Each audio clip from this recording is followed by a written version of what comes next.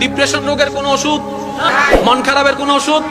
আমি বলছি যে যেখান থেকে শুনতে পাচ্ছেন প্র্যাকটিক্যাল করে দেখবেন, ভালো লাগলে করতে থাকবেন, ভালো না লাগলে বাদ দিবেন। আমি প্র্যাকটিক্যাল করেছি সেটা আপনাদেরকে বলছি।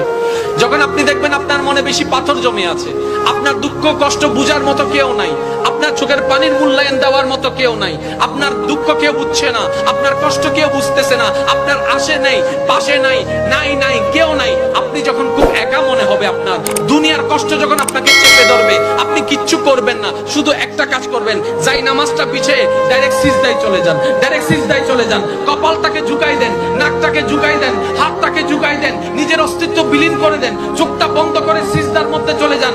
আল্লাহর ওয়াস্তে করে বলছি, কিচ্ছু পড়া লাগবে না, শুধু সিজদার মধ্যে পড়তে থাকেন, সিজদায় পড়ে থাকেন, কান্না করতে থাকেন। ওনাকে বুঝান যিনি আপনি না বললেও সবকিছু বুঝে, ওই রবকে জানান যিনি আপনি না জানালেও সবকিছু জানে। দুনিয়ার মানুষ তো আজকে বললে কালকে চুপ উল্টাই ফেলে, ব্ল্যাকমেইল করতে শুরু করে। রব তো সবকিছু জানার পরেও দোষ গোপন করে রেখেছে। ওই রবের দরবারে সবকিছু বলতে থাকেন, 1টা মিনিট 2টা মিনিট 3টা মিনিট, দেখবেন আপনার সমস্যা তখন সমাধান না হলো অন্তরে এমন একটা শান্তি লাগবে যেটা আপনার পৃথিবীর কোথাও খুঁজে পাবেন না। সুবহানাল্লাহ।